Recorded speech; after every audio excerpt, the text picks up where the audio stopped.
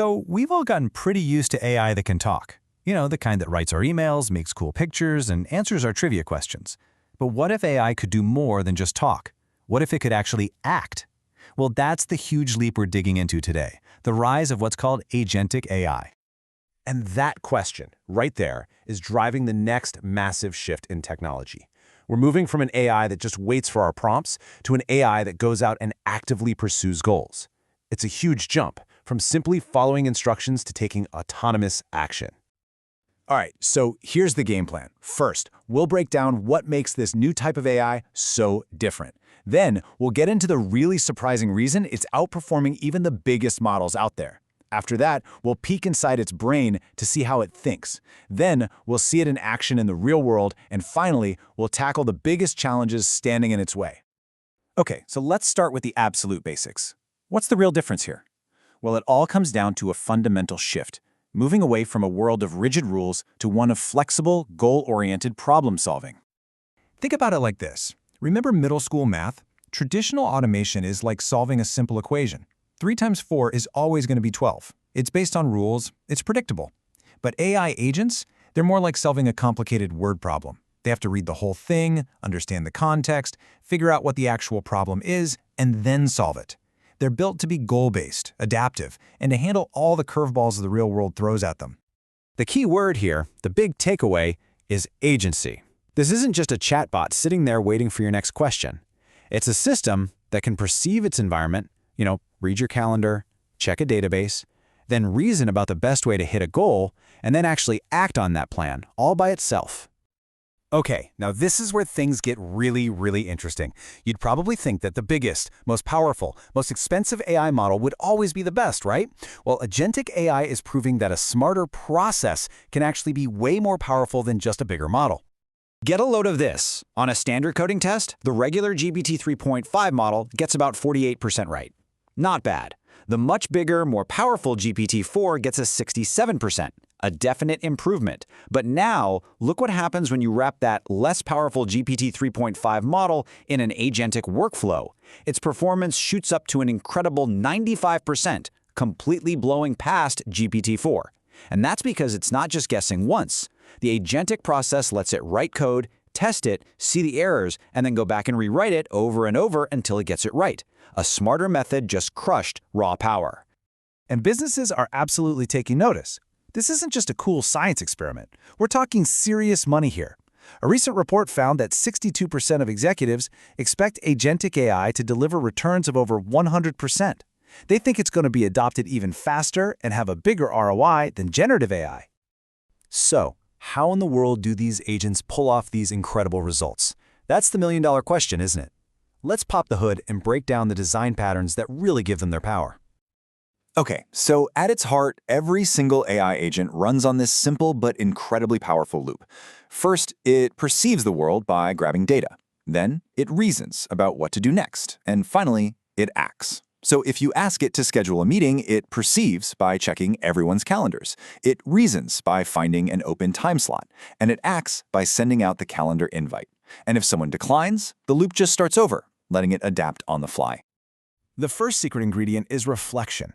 You can think of it as the AI being its own toughest critic. It can write something, let's say a marketing email, and then it can step back, critic its own work for tone or clarity, find the flaws, and then just generate a better version. It's like a built-in quality control system. Next up is tool use. This one is huge. This is what gives an agent its hands and feet in the digital world. By connecting to things like APIs, an agent can do way more than just spit out text. It can search the web for live stock prices, pull sales figures from a company database, or even place an order to restock inventory. Planning is another absolutely critical pattern. If you give an agent a big, messy goal like research competitors for our new product, it doesn't just start typing randomly. First, it creates a strategy, a step-by-step plan. Step 1, identify the top 5 competitors. Step 2, analyze their features. Step 3, summarize it all in a report. And finally, there's multi-agent collaboration. And this is where it feels like the future. You can basically build an entire team of AIs. You might have one agent that's a master researcher, another that's a data analyst, and a third that's a fantastic writer. By getting them to work together, they can solve problems that would be way too complex for any single agent.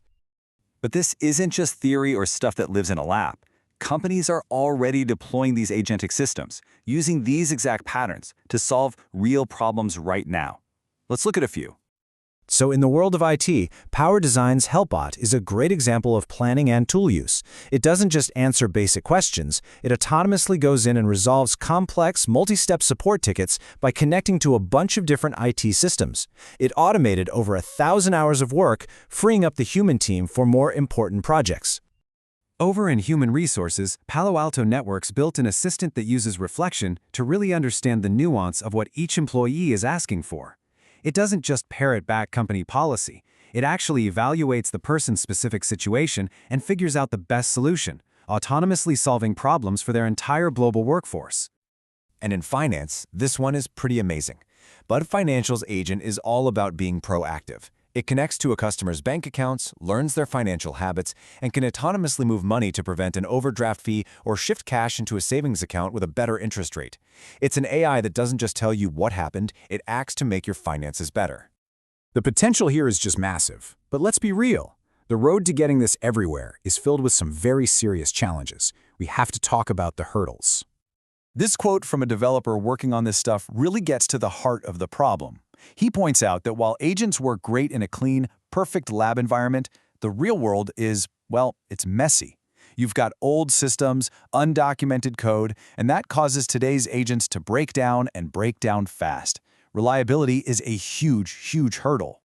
And when you boil it all down, it comes down to one simple word: trust. Can we really rely on an autonomous system if it can't explain why it did something? How do we stop it from failing quietly in the background, where we don't even know something went wrong? And how do we make sure it can be controlled? The biggest barrier to agentic AI isn't making it smarter, it's making it transparent, reliable, and secure enough for us to actually trust it with important jobs. Which leaves us with a pretty fascinating question to chew on.